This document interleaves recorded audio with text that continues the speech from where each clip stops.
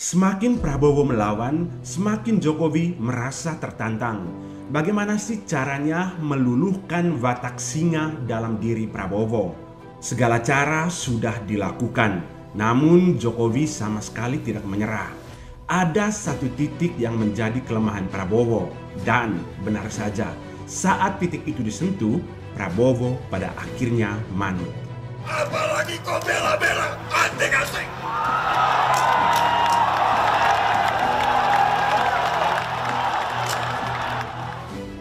Jadi begini ceritanya, Pilpres 2014 dan 2019 menjadi pertarungan akbar yang paling menegangkan selama masa reformasi.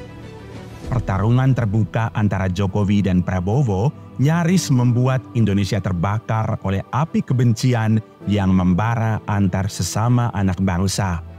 Ada satu cerita menarik usai Prabowo kalah di tahun 2014, tepatnya menjelang Pilpres 2019.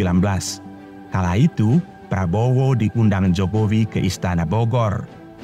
Seperti biasa, Jokowi sudah menghidangkan makan siang menjamu rival terkuatnya itu. Saat itulah Jokowi memberanikan diri untuk bertanya secara terbuka ke Prabowo. Beliau terang-terangan tanya, "Kira-kira Mas Prabowo mau maju lagi?" Ujar Prabowo menirukan ucapan Jokowi. Waktu itu ia dengan tegas menjawab, "Insya Allah Pak, saya maju," kata Prabowo. Jawaban Prabowo itu singkat namun tegas. Mendengar itu, Jokowi senyum-senyum saja. Barangkali dalam hatinya terbersit kesan, orang ini kok susah sekali ya ditundukkan. Ya, yang jelas Prabowo bukanlah domba yang gampang digiring. Jokowi dan Prabowo ibarat dua singa yang sedang berkompromi menjadi presiden. Susah memang, apalagi Prabowo kala itu optimis mampu mengalahkan Jokowi di Pilpres 2019 dengan menggandeng kekuatan kelompok Islam. Pertemuan itu pun menjadi momen kedua Prabowo membangkang dari Jokowi. Sebelumnya, usai Pilpres 2014, Jokowi pernah meminta Prabowo untuk bertandang ke rumahnya. Namun saat itu lagi-lagi Prabowo menolak. Alasannya karena jalan ke rumahnya masih rusak. Saya juga punya perasaan tepo seliro, masa beliau jalan ke gunung. 2014, jalan belum bagus, ungkap Prabowo saat mendatangi acara Suara Muda Indonesia untuk Prabowo Gibran di Jakarta Sabtu 27 Januari 2024 lalu. Singkat cerita, usaha Jokowi kala itu gagal membujuk Prabowo. Sebagai hasilnya, kita harus melewati sejarah kelam Pilpres 2019 yang penuh dengan drama bahkan kekerasan. Banyak pihak yang menilai Pilpres 2019 sebagai Pilpres terburuk sepanjang sejarah Republik. Meski sudah berjuang keras dengan menggandeng kelompok radikal seperti FPI dan HTI, Prabowo pada akhirnya tetap kalah melawan Jokowi. Barangkali pada titik inilah ia sadar, kalau melawan Jokowi secara frontal dan terbuka hanya akan membuatnya dikenang sebagai calon presiden abadi. Disinilah titik awal kesadaran Prabowo, bahwa meski dirinya adalah singa, tapi ada raja singa yang lebih jago darinya, yakni Jokowi.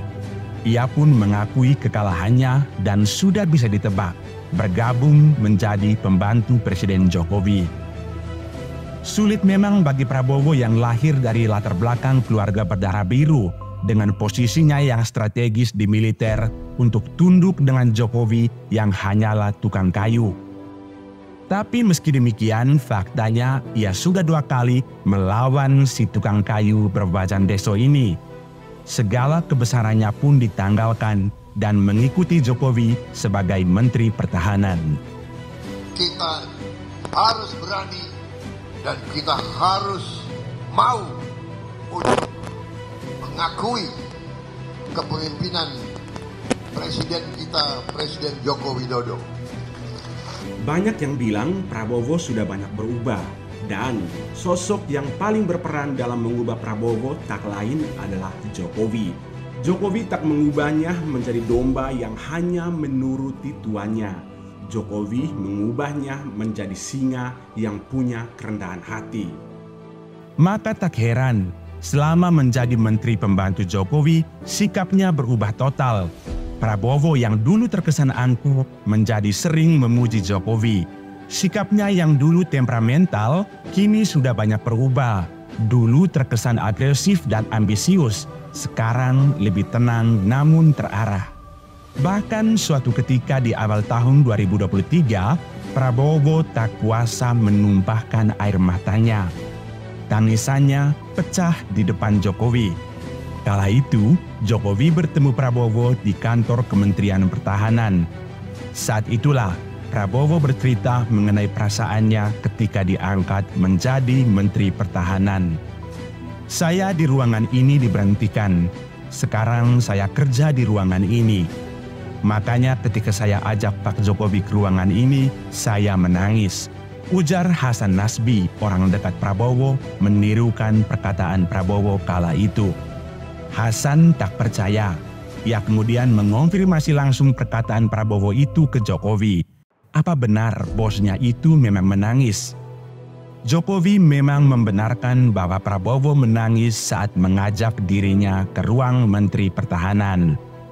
Setelah mendengar cerita ini, bagaimana menurut teman-teman? Apakah Jokowi sudah mampu mengubah Prabowo atau itu hanyalah gimmick Prabowo untuk mengelabui Jokowi? Jika memang Prabowo sudah berubah, lantas apakah Jokowi juga ikut berubah dan mau dipimpin oleh Prabowo?